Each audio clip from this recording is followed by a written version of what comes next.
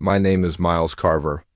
And for 15 years I played the part, husband, provider, father. I paid bills on time, kept the fridge full, kissed scraped knees, and listened to Leona rehearse half-hearted ambitions over dinner. I kept our home standing even as the foundation began to shift beneath us. But nothing prepared me for the way it all came undone. That Tuesday afternoon, I wasn't at home. I wasn't in a courtroom. I wasn't even in some fancy mediation center with tissues on the table and neutral tones painted on the walls to make betrayal feel civil. I was in my office chair, tilted slightly back, eyes scanning a revised security clause on a contract. For Hollow Ridge Risk Solutions, where I'd worked my way from analyst to partner over 13 determined years, I had just flagged an error in the indemnity clause. When my door creaked open, not knocked, creaked, that alone told me the visitor didn't respect boundaries. Then she stepped in, Mara Ellison, designer heels, folder in hand. And that face, plastic perfect in the way only high-stakes attorneys and news anchors can pull off, the kind of woman who smelled like old money and cold strategy. I'd seen her once before, on a billboard off Interstate 74. Divorce with dignity. Funny slogan for someone holding the sharp end of a guillotine. Mr. Carver, she said, without pause. Not, hello. Not, sorry to interrupt. Just a name, stated like a verdict. I stood, closed the contract I was reviewing, and motioned to the guest chair. She didn't sit. That should have been the next warning. She wasn't here for discussion. She was here for delivery. Mrs. Carver, she began, as if I needed the reminder, will retain full custodial rights to your children. Retain the primary residence and vacation property, as well as the bank accounts under both your names. She delivered the information like she was reading off the weather, calm, robotic. No. Breath between daggers, there will be no alimony sought. Your visitation will be supervised until otherwise reviewed by court-appointed evaluation. And then she gave the smallest smile, a cut disguised as courtesy. Both children have expressed intent to legally remove your surname. My fingers didn't twitch. My shoulders didn't stiffen. I had rehearsed this moment in my head too many times.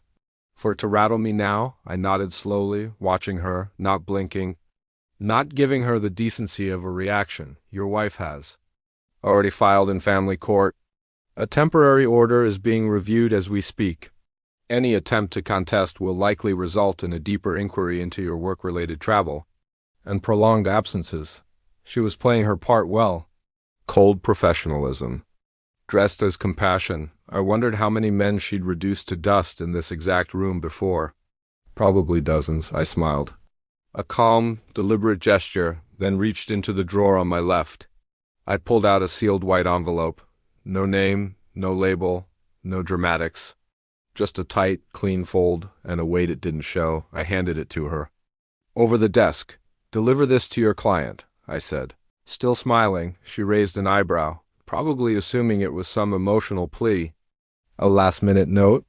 Begging for grace, she took it between two fingers like it might stain her. I didn't speak again.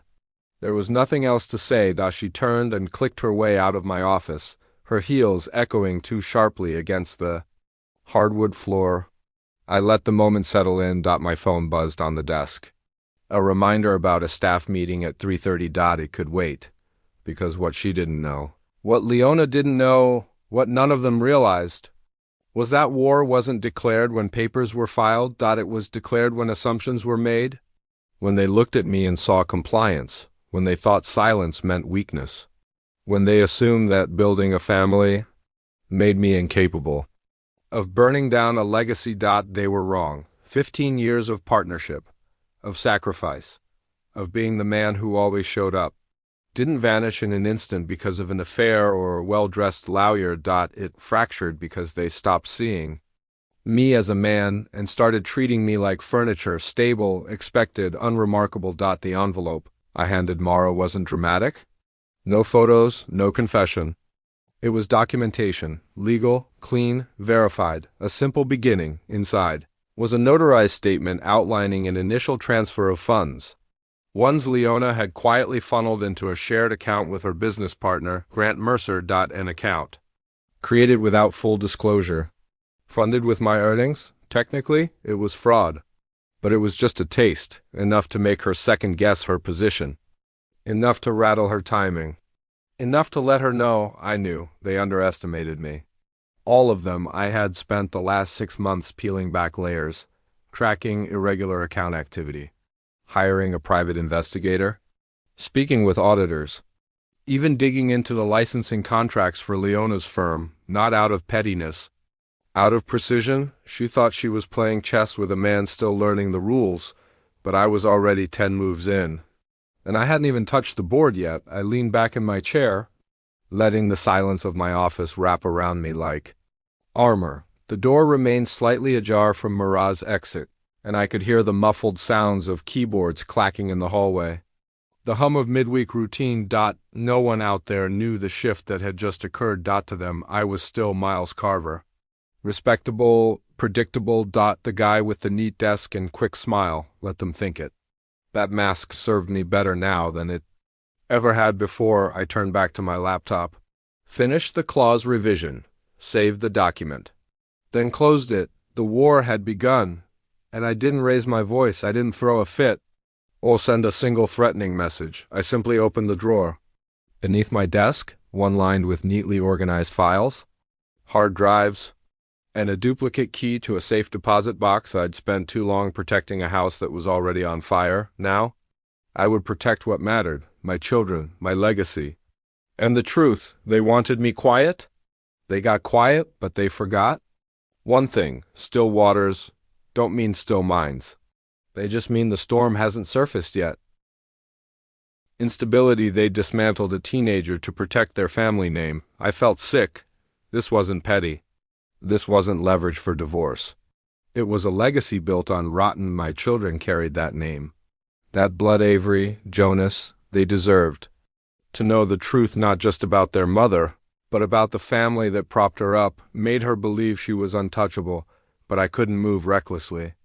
I had to be surgical. If I exposed the files too early, they could spin it, bury it, tie it up in procedural knots. I needed people who wouldn't flinch. So I made copies digital and print, filed in 4 places, in my office safe. Mailed to my cousin in Arizona with instructions to open if anything happened to me. Sent to a federal ethics committee. Contact someone I worked with during a 2019 fraud audit. And one sent to Vanessa Cole. Finding her took effort. She'd changed. Her last name moved across the country, become a trauma counselor. I didn't reach out directly. I simply enclosed the documents with a note. I believe you, and I think others will too. There was a time I thought cleanliness meant staying out of the mud, but you can't uproot a rotting tree without getting dirty. This was